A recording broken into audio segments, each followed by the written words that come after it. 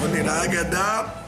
On avait commencé la semaine dernière, si vous vous rappelez bien, avant la tempête de neige. C'est une Haggadah qui commence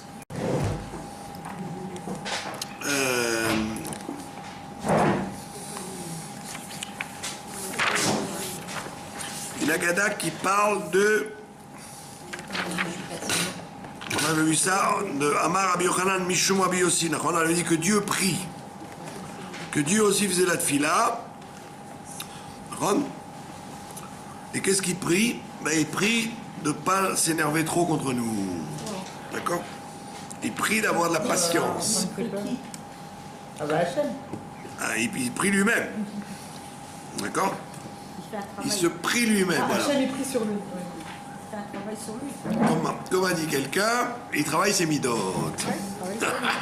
Il travaille sur ses midotes pour éviter de se mettre en colère contre l'âme Israël. Et on raconte, à l'intérieur de la Haggadah, on raconte une autre Haggadah. C'est la Haggadah du fameux grand prêtre Rabbi Ishmael ben Elisha. Rabbi Ishmael ben Elisha, qui était un collègue de Rabbi Akiva, mais qui lui a été avant la destruction du temple. Il a dit, Pam achat nichnasti, un jour je suis rentré à Yom Kippour, dans le Kodesh HaKodashim, et j'ai rencontré le bon Dieu. Et comment il était le bon Dieu? Il s'appelait Akatriel. Akatriel, d'accord? L'autoroute à 4. Akatriel, c'est la chaîne Keter, d'accord? C'est la Haggadah number Kavzaïn, la 27, Kavzaïn. Et donc il s'appelait Akatriel. C'est un des noms d'Hachem? Je ne sais pas, c'est le nom qu'il a rencontré. D'accord? Comme il dit Rachid, les kabbalistes, les kabbalistes connaissent ce nom-là. Rachid dit ça. Les kabbalistes connaissent bien ce nom-là. Ça correspond Keter Elion, etc., avec le Aleph devant. Et donc c'est ce qui empêche, à Katriel, c'est ce qui empêche, puisque c'est le sujet du Keter, c'est ce qui empêche le déclenchement de la rigueur et le dévoilement de la miséricorde, de la rachamim. D'accord? Donc c'est ce qu'il a dit. Il a dit, j'ai rencontré, quand je suis rentré dans le Kodesh HaKodashim, dit le prophète, le grand prêtre, Rabbi Ishmael ben Elisha, je suis rentré dans le Kodesh HaKodashim et j'ai vu Akatriel, au moment où j'allais faire l'Ektoret, parce que vous savez qu'on mettait l'Ektoret dehors, mais à Kippour, il rentrait avec l'encensoir dans le Kodesh HaKodashim, après il ressortait. Et à ce moment-là, j'ai rencontré le Akatriel en question, et je lui ai dit, qui c'est le Akatriel? Il dit, le Haggadah te dit, c'est le Ya Hashem Fakot, le bon Dieu des armées. Donc il a vu le Dieu des armées. Et il était assis sur un grand siège, et qu'est-ce qu'il lui dit, le bon Dieu? Il lui dit, prie pour moi, bénis-moi. Bénis-moi. Alors Rabbi Elisha, il dit que ça veut dire bénis-moi. Moi, je suis un Kohen Gadol, je vais te bénir à toi, le bon Dieu. Il a dit oui, bénis-moi que, c'est la chanson de Abraham Fried, Iratzon milfanecha, sheichbeshu rachamecha et kasra. Que ma miséricorde, elle arrive à conquérir ma colère. Donc que je me travaille pour que la miséricorde, elle dépasse la colère que j'ai contre vous. Ve'yagolu rachamecha al midotecha, et que la miséricorde se dévoile par rapport à toutes les autres midotes de Dieu. D'accord? Ve'titnaeg im banea b'midat harachamim, et que que je me comporte, c'est Dieu qui parle, je me comporte avec mes enfants avec gentillesse. Vetikanes lahem lifnim mishurat adim, et que je rentre avec eux comme lifnim mishurat adim, c'est-à-dire plus que la loi, c'est-à-dire plus gentil que la loi. Midat Chassidut, que j'ai Midat Chassidut avec eux, que je sois gentil avec eux, plus que la Midat Adin aurait tranché. D'accord? Venina libérosho, et quand j'ai béni le bon Dieu, il a accepté ma bracha. Donc c'est complètement farfelu cette histoire-là. Au lieu que ce soit l'idée classique que c'est Dieu qui bénit les hommes, là il dit non.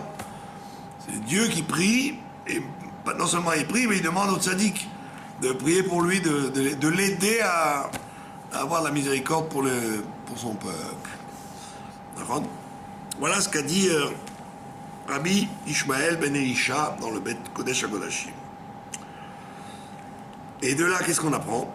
Donc la Haggadah t'explique une Haggadah qui t'explique une autre Haggadah. Qu'est-ce qu'on apprend de cette Haggadah? On apprend un grand enseignement. Maïka Mashmalan, qu'est-ce que ça vient nous enseigner? Birkat Ediot al tei kala beinecha. Que la bracha de quelqu'un de simple, qui n'est pas réputé pour pouvoir faire des brachot, eh ben, la bracha d'une personne simple, tu ne dois pas dire ça peut me faire qu'il me bénisse, il ne vaut rien celui-là.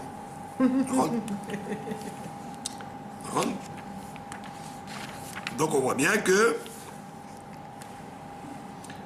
à tel point que Rabbi Elazar il dit, au nom de Rabbi Hanina, Leolam al tei birkat ediot kala beinecha. Il te dit, toujours, rappelle-toi de ça tout le temps, que la bracha d'une personne simple, ne la méprise pas, qu'elle ne soit pas légère à tes yeux. D'accord? Donc si quelqu'un dans la rue ou dans une occasion, il vous dit, soyez bénis, voilà, Thier Barry, vous m'avez fait un café, vous m'avez donné un shekel, hein, soyez bénis. Ben, tu dois dire Amen avec une grande ferveur parce que on ne sait pas, personne ne sait par qui la bracha passe. Par quoi la bracha passe? Elle peut passer par un tzaddik, elle peut passer par un mort, par un vivant, et par un rachat. Ou par un rachat, par un idiot, par n'importe qui elle peut passer. Par un goy, ouais. Donc il dit tout ce qui est comment on dit ça, idiote, tout ce qui est une personne simple, elle peut être le shalia. Le kéli. Non, pas le kéli. La transmission. Le transmetteur, voilà, c'est ça. Le vecteur. Le quoi? Le vecteur de la bracha. Le vecteur de la bracha, et donc vous devez être un kéli. Vous devez être, puisque la bracha vous était réservée à vous, donc dites Amen. Parce que quand il y a quelqu'un comme ça, très connu,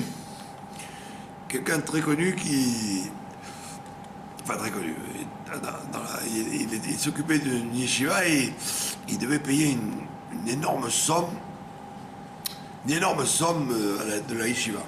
Et il n'avait pas d'argent. Et le lendemain matin, il devait rendre des comptes, quoi. Il devait rendre des comptes. Et il ne savait pas comment faire. Et il est sorti dans la rue. Et en sortant dans la rue, bon, c'était un fumeur, vous allez dire, ouais, c'est la propagande, je fais de la publicité pour les fumeurs. Comme c'était un fumeur, il est rentré au bureau de tabac. Dans les bureaux de tabac, on vendait des billets de loterie. On vendait des billets de loterie. Et comme on vendait des billets de loterie, il y avait le dernier billet de loterie qui restait. Et puis il y avait un clochard dans le café, dans le bureau de tabac, il y avait un clochard, un goy quoi, quelqu'un qui attendait que le café ferme pour partir. Et il fait: allez monsieur le rabbin, achetez le billet de loterie, ça va vous porter chance. Alors lui, il n'avait aucune intention d'acheter un billet de loterie, puisque la probabilité est faible, très faible. Donc il a acheté son paquet de cigarettes, puis il allait partir. Il a dit: oh là là, la brachada, faut jamais la mépriser. Alors il dit au vendeur des cigarettes, il dit: tiens, je prends un paquet de cigarettes et donnez-moi le dernier billet de loterie. Alors il dit: vous y croyez? J'en sais rien, il m'a dit: ça va me porter chance. Donnez-moi le billet de loterie. Il achète le billet de loterie, et voilà Tupac qui gagne. Et il a gagné exactement la somme, c'est une somme énorme, pour payer les frais de la yeshiva. Plusieurs millions, quoi. Ce reste un hasard. Et donc, hasard ou pas hasard, le chalet, on te dit, puisque le monsieur t'a fait une bénédiction, qu'elle ne te soit pas légère à tes yeux. Donc il t'a dit: ça va vous porter chance. Réponds amen et achète le billet de loterie. Donc c'est ce qu'il te dit. Il te dit, donc c'est un grand klal. Nous on l'apprend de Elisha, de Rabbi Ishmael ben Elisha. Étant donné que Rabbi Ishmael ben Elisha c'est un idiote par rapport à Dieu. C'est un personnage simple. Toute personne la plus grande qui soit sur terre, elle est nulle et non avenue par rapport à Dieu. Donc même lui qui était un grand prêtre, puisque Dieu lui demande à lui une bracha, de là j'apprends que la bracha de quelqu'un de simple, elle ne doit jamais être légère à tes yeux. Enfin, Cohen, c'est pas simple quand même. Cohen Gadol. Cohen Gadol, c'est pas simple. C'est hyper simple par rapport à Dieu. Oui, bien sûr, mais par c'est rapport zéro. À un autre, c'est pas simple. Mais là, si vous dites ça, vous avez tout cassé de l'enseignement. Comme vous me l'avez fait déjà il y a 15 jours, qui a provoqué un incident diplomatique. Donc, si vous comprenez de travers, c'est pas de ma faute. On est en train de vous expliquer que de là, on apprend que la bracha d'une personne simple ne doit pas être négligeable à tes yeux. Si le bon Dieu, il tient compte d'un individu qui rentre dans le Kodesh HaKodeshim pour lui dire: je t'en prie, bénis-moi, alors on doit dire: alors t'as compris que toi, tu dois faire. T'as compris? Ça veut dire, même quelqu'un qui est, pour vous, inintéressant, vous n'aurez même pas pensé à parler avec lui, vous devez, si vous faites une bénédiction, répondre Amen. Et l'inverse, s'il te fait une malédiction, ne dis pas, oh, de toute façon, il est saoul, il est bête, il est... Donc il te dit, la bracha d'une personne simple ne doit pas être légère à tes yeux. Et il te dit, voilà, j'en ai la preuve. Plus que la preuve qu'on a vue de Elisha, le grand prêtre, Ishmael ben Elisha, il te dit, il y a une autre preuve, c'est Sheare Shne Gdolei Ador Berchum Shne Idiotim. Il y a eu deux grands personnages qui ont été bénis par deux personnes simples. En français, idiot, c'est une maladie. Un idiot. Un imbécile, un idiot, un abruti, ce sont des maladies psychiatriques. Qui sont devenues des insultes, mais en vérité, à l'origine, c'était des maladies psychiatriques. J'ai l'encyclopédie de la psychiatrie. Alors vous avez idiotisme, abruti, c'est des maladies très spécifiques, c'est pas n'importe quoi. Alors le mot idiot, il est passé en langue française comme une insulte. À l'origine, idiote, ça veut pas dire un idiot, ça veut dire quelqu'un de pas important, pas comme un grand prêtre. D'accord, mais idiote. Donc il te dit. Pas du tout. Un idiote, ça veut dire quelqu'un qui n'est pas gradé, qui est pas important. Venit kaima bahen birkatam. Et leur bracha s'est accompli à ces deux personnes simples. Et les voici les deux personnages. Elouen, David et Daniel. David et Daniel. David a écrit de Barché Arvana. Aravna, c'était un Yéboussi. Yéboussi. C'est quoi un Yéboussi? Un Jébuséen, c'est quoi un Jébuséen? Un Yéboussi. C'est un des 7 peuples. Qu'est-ce que vous voyez? Qu'est-ce que vous voyez? C'est un des 7 peuples. Ah, le Girgashi, le Yéboussi. Alors lui, c'était un Yéboussi. Et il était il habitait à Jérusalem. Wow. C'est lui il avait une grange dans un petit bled perdu qui s'appelait Jérusalem. Il s'appelait Aravna. Yomer Aravna et la Melech. Aravna a dit au roi, à David donc, Hashem Elokecha Irtsecha. Dieu voudra de toi. Effectivement, Dieu voudra de toi, Ouvda. C'est que non seulement il lui a racheté la grange, et là-bas on a construit le Beth Amikdash, etc. Il a acquis Jérusalem en payant. Et en plus, Dieu voudra de toi, c'est-à-dire qu'il est effectivement devenu le roi d'Israël. Le roi éternel. David Melech Israël. Donc on voit bien que... Et pourtant monsieur Aravna, c'était un Jébuséen, un Yéboussi, Pachout. C'est un agriculteur. Il était ni roi, ni important, il était simplement le propriétaire de la grange. Et on voit donc que de sa bracha, le roi David est devenu le roi David. Wow. Deuxième personnage, Daniel. Daniel, c'est bien plus tard, c'est le prophète Daniel,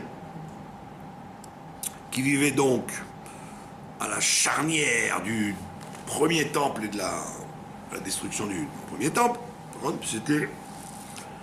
C'était le, comment on appelle ça, le conseiller de Esther. Donc il a fait du chemin. Et Daniel, il a reçu la bracha de qui? De Dariavesh, du roi Darius. Dariavesh Malka. Le roi Darius, si vous connaissez l'histoire, il y avait les Mèdes et les Perses. Il y avait les Mèdes et les Perses. Alexandre. Alors il y avait les Mèdes et les Perses, pardon. Alexandre. Mais non, Alexandre, c'est bien après. C'est plusieurs siècles plus tard. Les Mèdes, Madaï ou Paras ou Madaï, ce sont les Mèdes. Les Mèdes et les Perses, aujourd'hui, c'est que la Perse, c'est l'Iran. Donc il y avait les Mèdes et les Perses. Ils se faisaient la guerre entre eux. Donc le roi de Médie s'appelait Dariavesh. Et après, Achashverosh, il s'est emparé de Bavel et en même temps de la Médie. Donc il a dégommé le roi de Bavel, le descendant de Nabuchodonosor, et en même temps il a dégommé Dariavesh. Mais avant que Dariavesh ne soit dégommé, il était le roi de tout l'Empire. Et Daniel travaillait pour lui. Parce que Daniel, comme c'était un prophète, donc il était d'abord employé par Nabuchodonosor, après la destruction du temple, d'accord. Il est parti en galoute. Il était sous les ordres de Nabuchodonosor, qui avait d'ailleurs, il l'avait jeté dans la fosse au lion, etc. Après, il a vu que c'était une pointure, puisqu'il n'a pas été mangé, donc il a dit, tiens, tu vas me servir de conseiller. Il est devenu conseiller, après il est devenu conseiller de Darius. Et Darius lui a dit, Elahach dit, Ant palachlei bitdira. C'est que vous savez, vous êtes au courant ou pas, le livre de Daniel est écrit en araméen. C'est un des livres les plus durs du Tanakh, puisqu'il n'est pas écrit en hébreu simple, il est écrit en araméen. Et carrément, Darius lui a dit, ton Dieu que tu pries, il va te protéger. Et donc il a toujours été protégé grâce à la bracha de Darius. Vous avez compris? Donc de là, on voit que, là, donc vous voyez bien que la Torah vous dit, il n'y a pas que la bracha d'un idiote juif, puisque dans l'histoire d'un Kohen Gadol, Dieu lui demande la bracha, je dis oui, comme elle a dit, c'est normal, c'est un prophète, c'est un grand prêtre, c'est pas tellement idiote, un grand prêtre. Non, n'importe qui s'appelle un idiote pour Dieu. Oui, mais là, il te dit mieux que ça. Je te dis que deux grands personnages, David et Daniel, ils ont été bénis par qui? Par des goïms. Et pas stam des goïms, des rechaïm. Wow. Oui, mais c'était pas des... Ils aimaient pas les juifs, ces gens-là. Vous parlez de Darius. Vous parlez Dariavesh, ouais. du fils d'Esther. Non, puisque ça peut pas être le fils, puisqu'il parle à Daniel avant qu'il soit le fameux Darius, fils d'Esther, c'était en tant que Perse, roi de Perse. Alors que là, on parle avant la conquête de la Perse par Achashverosh, et donc on parle du premier Darius.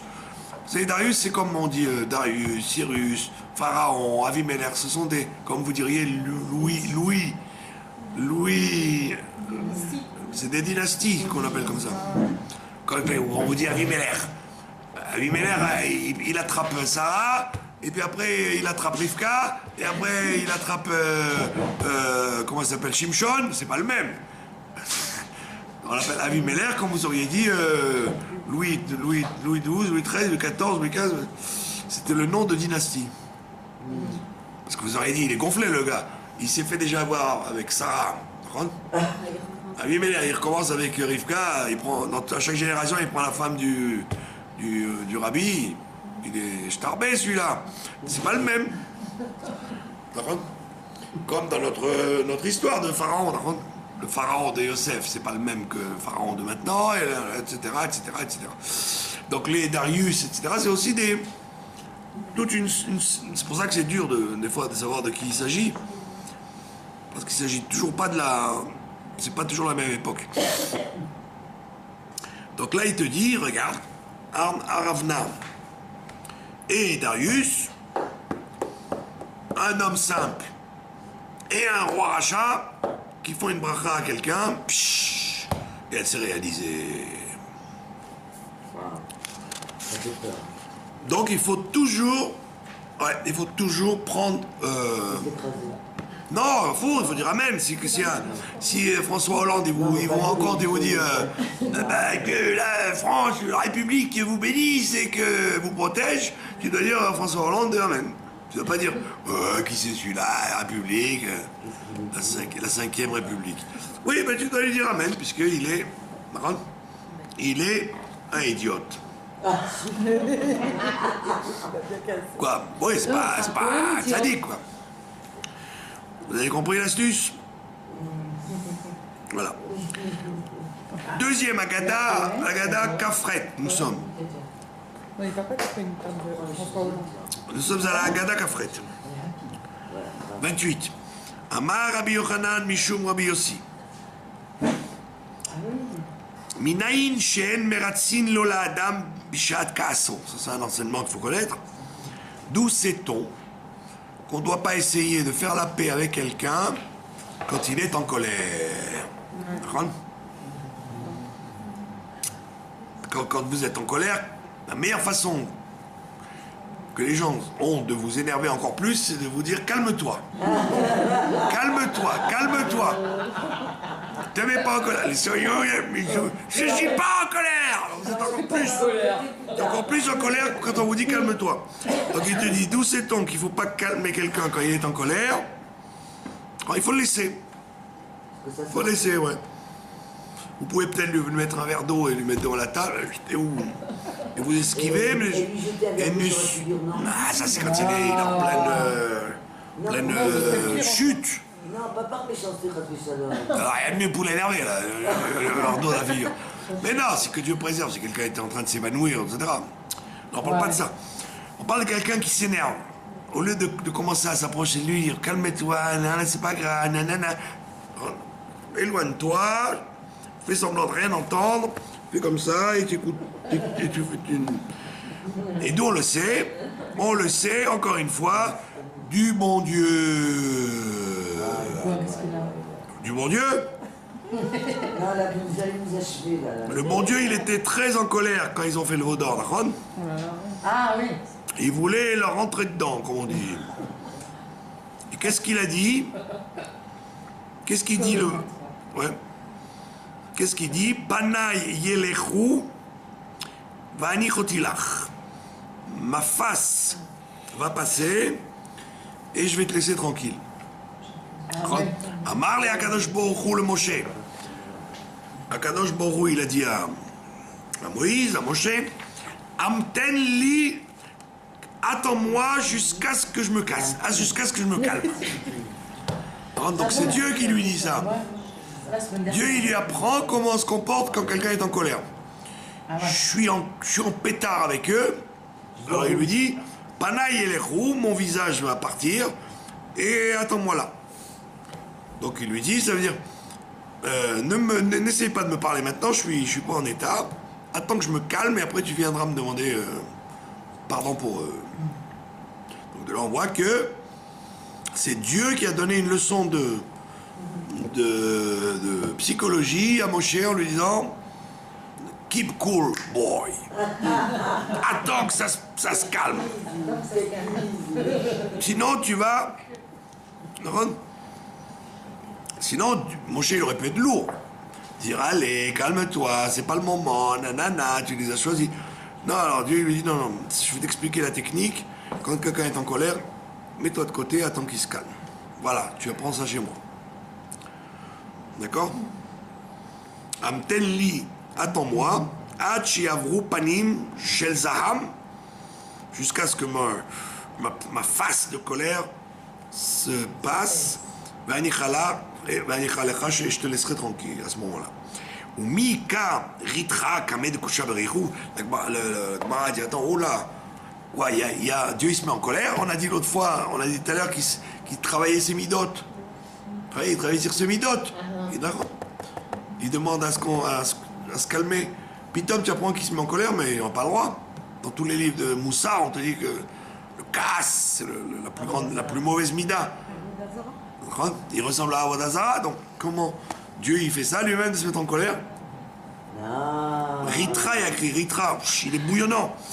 Dieu était bouillonnant contre nous. D'accord?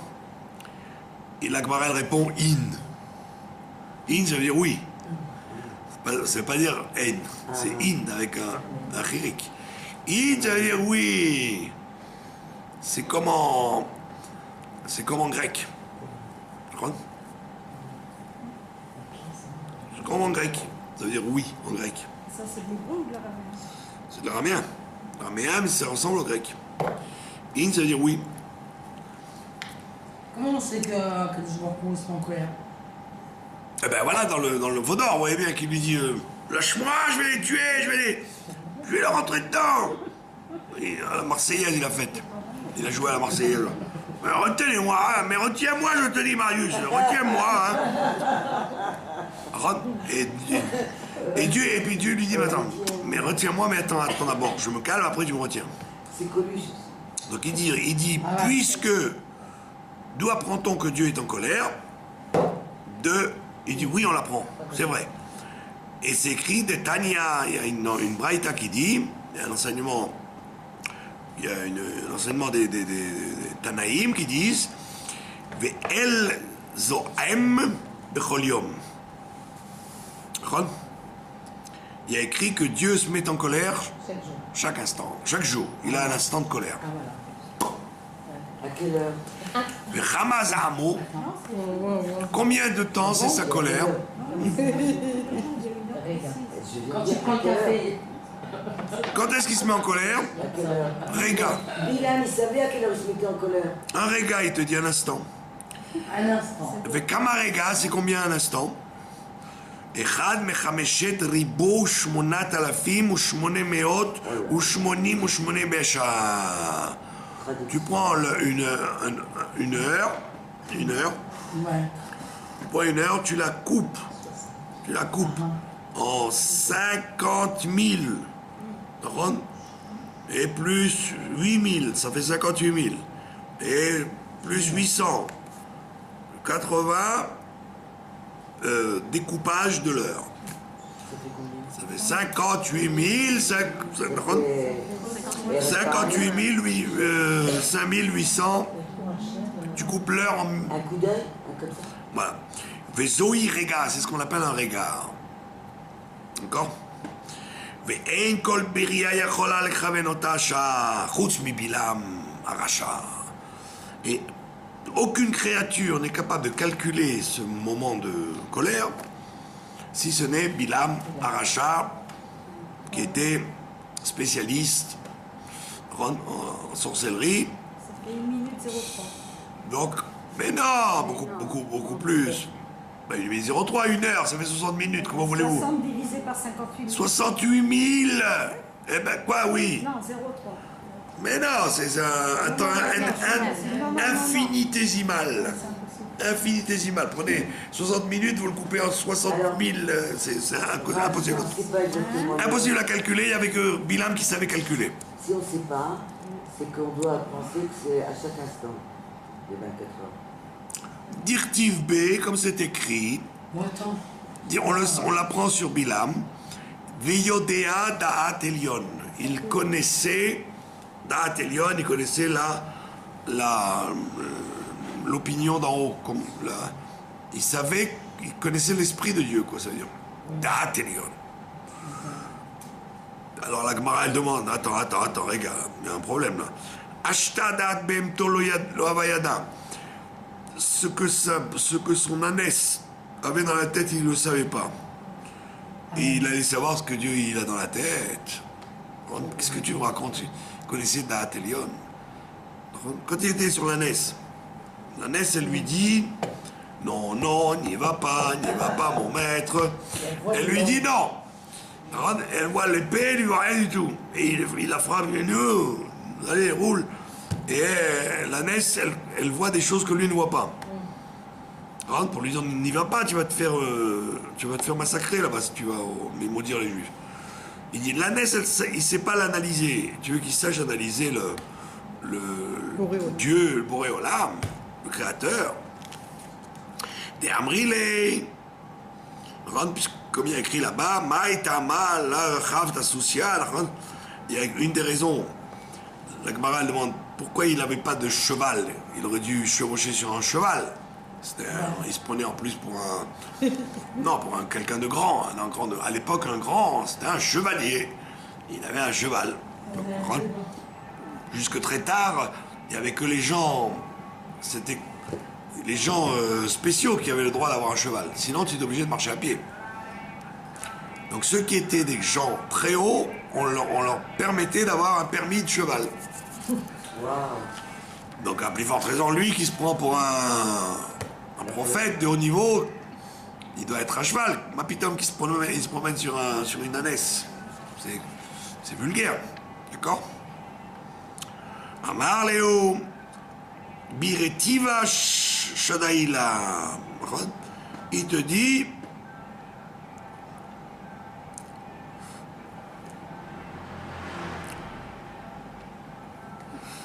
Il te dit, qu'est-ce qu'il te dit?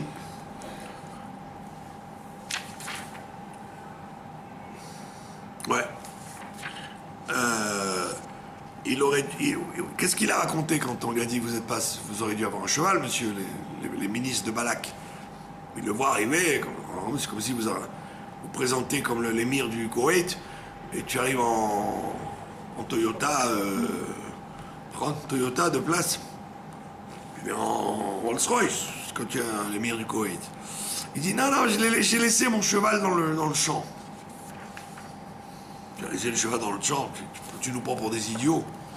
Tu n'as pas un cheval de rechange, tu prends un âne à la place du cheval, tu l'as laissé dans le champ, tu as laissé le cheval au garage, qu'est-ce que c'est que cette histoire-là?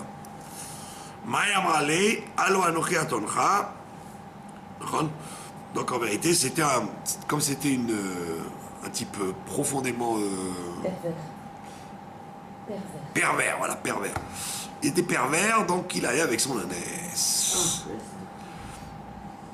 C'était un type qui était Mais comment multisexuel.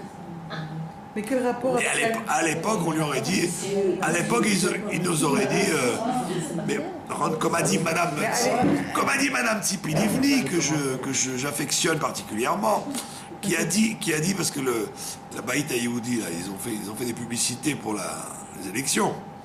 Et dans les élections, on les voit, ils montrent la famille, donc il y a un père, une mère et des enfants, et ils se font photographier. Et ils veulent démontrer par là que pour eux, la famille, c'est un homme, une femme et des enfants. Et elle a dit, mais qu'est-ce que c'est que ces gens retardés de considérer que la famille, ça ne peut être que un homme, une femme et des enfants. Mais toutes les unions sont légitimes. Homme, femme, homme, chien, homme. Non, parce qu'elle veut toutes les voix de tout le monde. Donc ça veut dire quoi? Ça veut dire qu'ils croient qu'ils sont modernes. Mais c'est vieux cette histoire-là. Donc Monsieur Bilam, il avait son ânesse comme compagne, pas simplement comme... Oh là là. Oh, quelle horreur! Mais pourquoi? C'est pour ça que je comprenais pas. Je disais, mais... Donc il te dit en fait, l'ânesse, elle n'y était pour rien, la pauvre. Donc elle avait des dévoilements de l'ange, mais lui c'était un personnage très très... C'est les relations interdites très... dans la Torah. C'est marqué, les relations interdites. C'est marqué les relations interdites dans la Torah. C'est pas Bien sûr. C'est parce que là, il est capable d'arriver à Exactement. J'ai même entendu dire que les sirènes, ça existait. Que c'était Esav qui avait été avec un dolphin. Asher Haftallah Yekrai Be'almat Meotra Anayom Hazeh, comme elle lui a dit l'ânesse. Elle lui a dit, tu me connais depuis très longtemps, ne me fais pas le malin avec moi. De l'Ohod, et là, il te dit qu'il avait des relations d'hommes et femmes avec cette ânesse. C'était un type très très bas. Et donc on voit que, donc c'est la Gemara, c'est ce qu'elle dit. Elle dit quoi? Elle, l'ânesse, elle était capable de flairer l'ange qui dit ne pas y aller, mon dire. Et toi, tu me dis qu'il avait d'Athélion. Il dit oui, c'est ça le chidouche de Bilam, c'est qu'il était dans le mal. Et donc, quand on est dans le mal absolu, on attrape des forces aussi grandes que le bien. Donc, il était capable justement de flairer à quel moment Dieu est en colère, parce qu'il était l'homme le plus pourri qu'on puisse imaginer. S'il avait un peu de morale, il n'aurait pas pu arriver à ça. Vous avez compris? Quoi? L'esprit n'est pour Dieu, quoi. Ça veut dire que quand tu es dans la Kedusha, et ça coûte très cher d'être dans la Kedusha. Tu veux pas être dans la Kedusha, si tu veux avoir des réussites, il faut que tu sois une ordure totale, pas simplement quelqu'un prêt à tout, quoi. C'est-à-dire.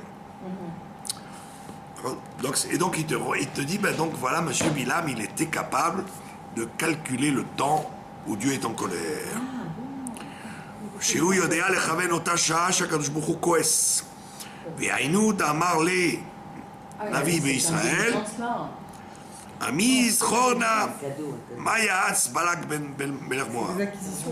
ומה ענה אותו בלעם בן בעור מן השיטים עד הגלגל. Donc le prophète Micha, il explique ça dans son livre, et c'est une haftara qu'on lit justement à la paracha de Bilam, la paracha de Balak, qui te dit rappelle-toi ce qu'a fait Balak et rappelle-toi ce qu'a fait Bilam, etc. Donc ça veut dire que c'était des gens, c'était pas des idiots, c'était des gens pervers, comme vous avez dit, des gens profondément,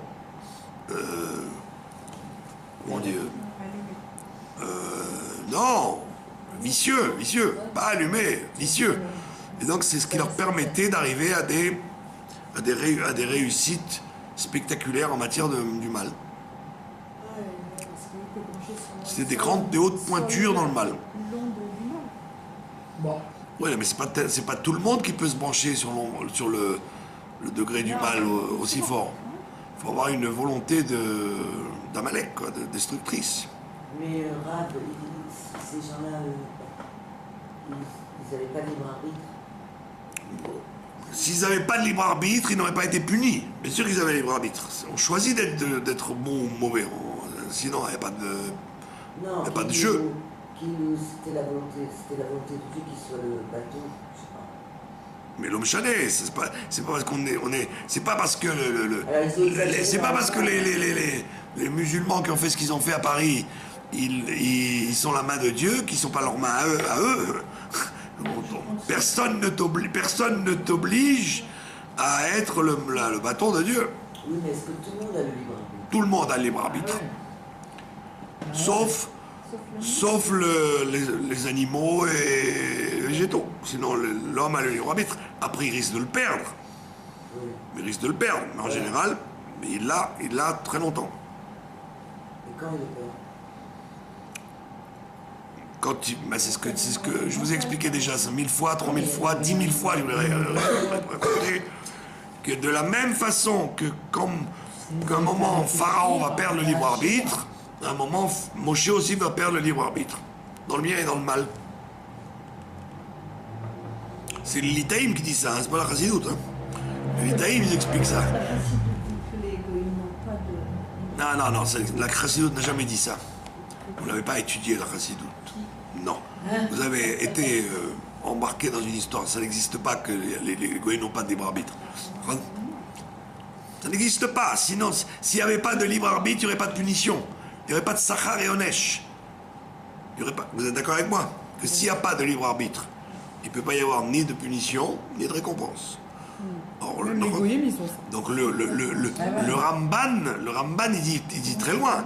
Il dit les Rechaïm, ils vont revenir à la résurrection des morts Qu'ils ne reviennent pas. Hein. pour qu'ils souffrent à l'éternité. Donc ça veut dire que si on les fait revenir pour qu'ils souffrent à l'éternité, c'est qu'ils ont un libre arbitre. Sinon on les punirait pas. La preuve, c'est qu'une vache, par exemple, on a parlé de comportement dégoûtant. Si quelqu'un va avec un animal, d'accord, la Torah, elle te dit, tu dois tuer l'animal. Donc moi, elle dit pourquoi? Il n'a rien fait, il n'a pas de libre arbitre. Pourquoi tu as besoin de tuer l'animal? On dit, c'est pour qu'on ne dise pas, ah, tu as vu cette vache? Elle était la compagne de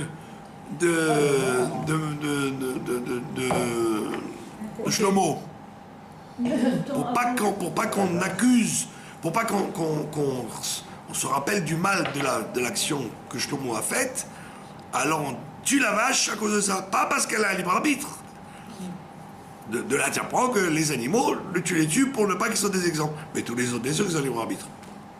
Alors, donc la Chassidoute, mais c'est intéressant, parce que chez l'Itaïm, vous voyez ce esber extraordinaire.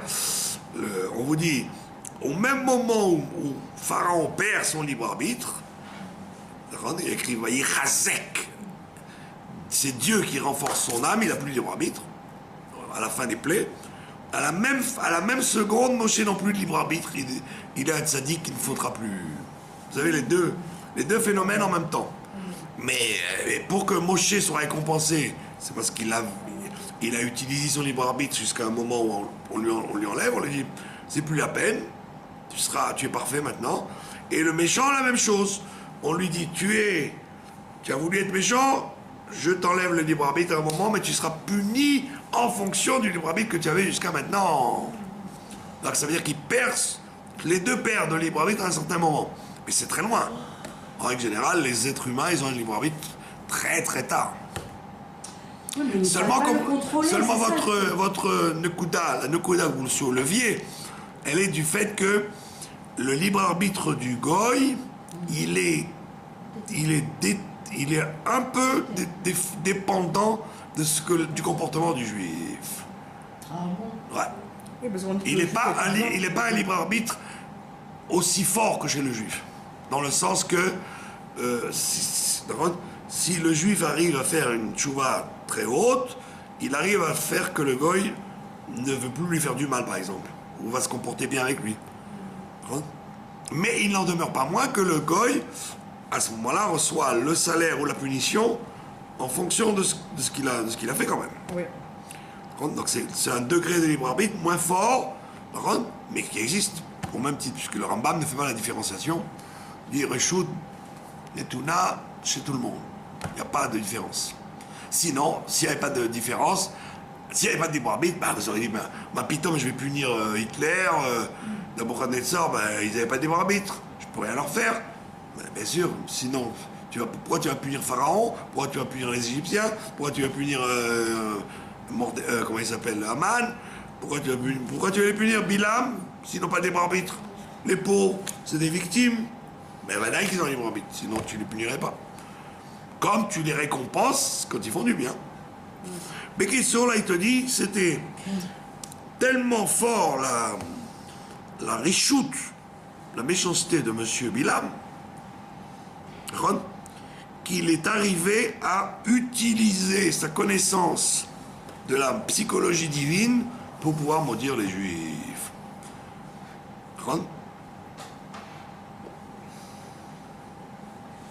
Voilà. Et il te dit, et il arrive à la conclusion, malgré tout, il te dit, une fois qu'il est arrivé au point où il pouvait maudire les Juifs, il se rend compte qu'il n'y arrive pas. Et il dit pourquoi? Il dit Maekov lo kabo el. Alors Dieu lui a enlevé le libre arbitre. Non. Encore? Oh là là. Elle adore cette fantaisie du libre arbitre. Lui, il est arrivé. Pardon. Soyez tolérants, là. Ouais, il arrive au point où il va viser la malédiction, et paf, et il n'arrive pas. Et il dit, zut alors, qu'est-ce qui se passe? Et il dit à Balak, il dit, ben écoute, je ne peux pas maudire celui que Dieu ne veut pas maudire. C'est vrai que Dieu, il est en colère à ce moment-là, et c'est vrai que j'ai réussi à photographier ce moment-là, mais ça répond pas. Le téléphone ne marche pas. Enklita. Donc ça veut dire que le bon Dieu n'a pas accepté qu'il utilise sa connaissance de cette seconde-là pour maudire les Juifs. Mais elle existe, et il la connaissait. Ouais. Vous avez compris? Il dit, et donc il fait un constat de l'impuissance à M. Balak, et il lui dit Maekov, lo kaboel. Comment puis-je maudire quand Dieu ne veut pas maudire? Et comment puis-je mettre en colère quand Dieu ne se met pas en colère? Voilà. Donc ça rentre dans ce qu'on a vu, Daron, que Dieu il a un gvoul, une limite où il dit jusque-là, vous pouvez, mais vous ne pouvez pas détruire. Vous pouvez faire du mal, mais pas détruire. Mais la mettre chez Kol, Otam, Ayamim, Lozaham. Il te dit, et c'était le gros problème de Bilam, parce que tous ces jours-là qu'il était en train de photographier le moment de malédiction, il n'a pas réussi à maudire. Parce que Dieu n'était pas réceptif, comme vous avez dit, il n'y avait pas de klita, il n'y avait pas de réception de la demande. D'accord? Maintenant, la Gemara, elle dit une chose amusante. Je vous la saute. La Gemara, elle dit une chose très amusante. Elle dit que Rabbi Yoshua ben Levi, il avait un voisin qui était un mine. Un mine.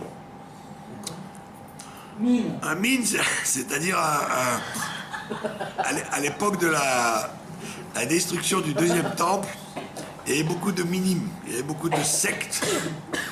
Il y avait les Sadducéens, les Sédoukim, les Canaïm, les Zélotes, les chrétiens, les Grecs, il y avait plein de sectes.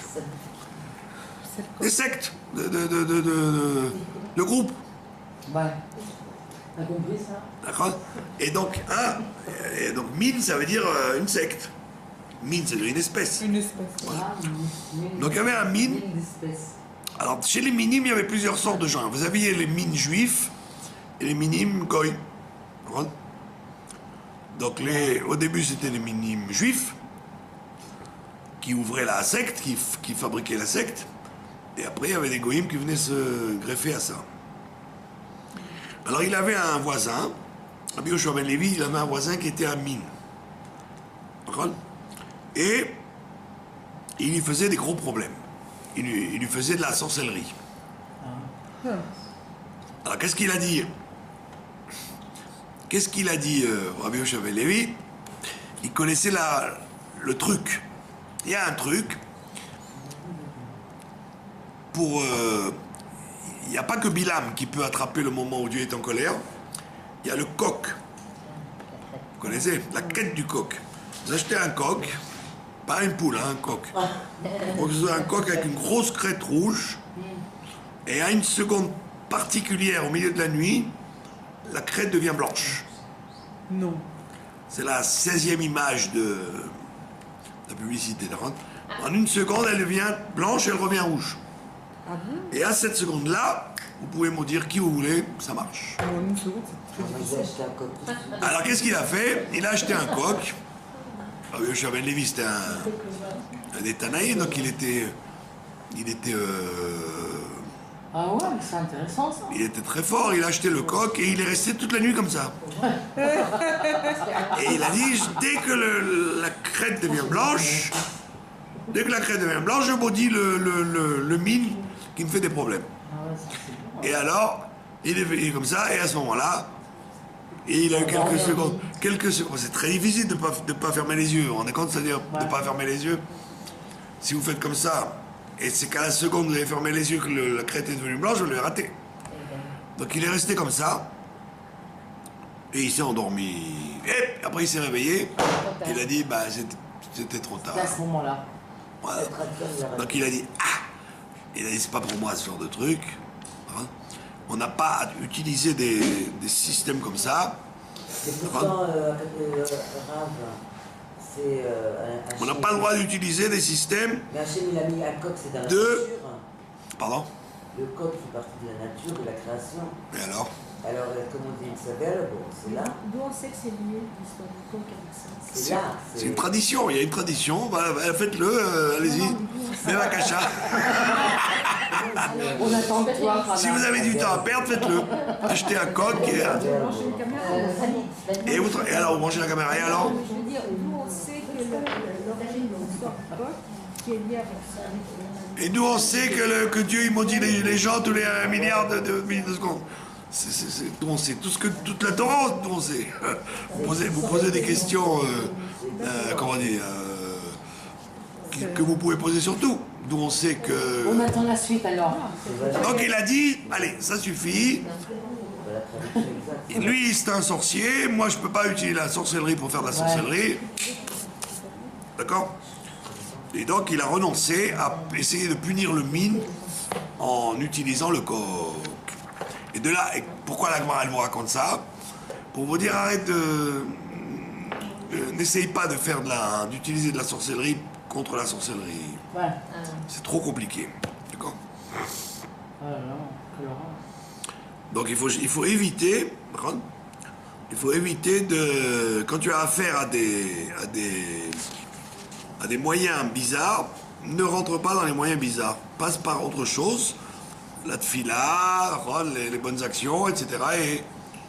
Et Dieu il fera le Mais reste. vous savez, des fois, il y a des gens Dieu qui fera le reste. en parlant, ils veulent faire, ils maudissent comme ça par hasard n'importe quoi, n'importe qui, mais ils s'adressent à vous.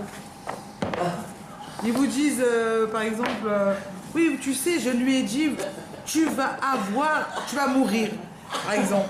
Et ça, c'est pas bien, c'est une malédiction. Ouais, bon, là, avant qu'on finisse, là, je vais vous donner un scoop plutôt qu'un Donc, il vaut bonbon. mieux utiliser une autre personne pour parler avec quelqu'un de malédiction, non? Faut dire non, il faut dire no way. No way, je réponds pas. Bon, Kitso, il y a... Il y a des gens qui me parlent à moi, qui me disent, tu sais, T'es pas obligé de les écouter. Bon, alors, maintenant, je vais vous raconter quelque chose de très il y a grave. plein de gens comme ça. De très grave, et je le fais sur Internet pour que les gens le retiennent, parce que peut-être les gens vont l'oublier. Quand j'étais chez le rabbin une fois, en 79, la tête, il y avait un groupe d'Iraniens, de petits jeunes, des gosses qui venaient d'Iran. Il y avait c'était la montée de Khomeini. Khomeini avait envoyé le chat. Et donc les Juifs étaient en danger en Iran. Et il y en a beaucoup qui se sont sauvés. Tous les Iraniens que vous avez, les Perses que vous avez là en Israël, c'est à ce moment-là qu'ils sont venus, en général. Et il y avait un groupe de Français. Et donc il a dit Dieu a deux façons d'agir dans le monde. Soit par la rigueur, soit par la miséricorde. Alors il dit, on voit qu'en Perse, on a tout essayé et rien n'a marché. Dieu a voulu que ça passe par la rigueur. Et donc, il faut essayer au maximum de sauver les gens de Perse, parce que ça va tourner très mal en Perse. Avec les ayatollahs et compagnie, quoi, la révolution, la République perse, République iranienne. Et il dit, par contre, il y a ici un groupe de France, et là-bas en France, on voit que ça s'est passé par miséricorde, par la rachamim. Ouais, en Perse, ça s'est passé violemment, et en France, ça s'est passé par la miséricorde. Donc il a dit, bon, je vais demander aux Iraniens de chanter leur chanson, leur hymne, et je vais demander aux Français de chanter la Marseillaise telle qu'elle a été aménagée, etc. Et donc le rabbi, il dit ça, il dit que ça se passe Berachamim, en France, et dans la sikha censurée, comme toutes les sikhot, la censure, ils ont censuré la fin. Ils ont censuré la fin, et la fin, elle est effectivement dans les soit dans le film, puisque vous pouvez pas censurer quand le rabbi parle à la fin du film, mais elle n'est pas dans le texte, parce que là-bas dans le texte elle a été censurée. Qui a censuré? Hein? Non, celui qui a écrit. Les traducteurs. C'était quoi la Quoi? Qui a censuré? Les Chabad qui a censuré. On dirait que c'est... Je comprends pas votre question. Moi, je peux pas... Non, mais vous me dites qui a censuré. C'est les gens qui font les sikhot et qui font les films et qui font les comment on appelle ça, les sikhot, etc. Il y a toujours des découpages. Attends, on sait même pas la fin. Il a rien dit, le rabbi. Que quoi? Ils ont censuré. Mais tout le temps ils censurent. Je comprends pas votre question. Je savais pas. Même quand on vous dit, vous avez un texte original, vous avez toujours des morceaux qui ont été enlevés, soit parce que c'est pas clair, soit parce que on veut pas que ça... C'est un montage. Donc Bekitsu, On veut pas que tout le monde sache. voilà, c'est ça. Et la fin que le rabbi ne voulait pas qu'on sache, c'est qu'il termine le texte en disant, donc il dit donc que la France était dans la miséricorde, hein, et après il finit en disant Ober von deswegen, et ça s'arrête.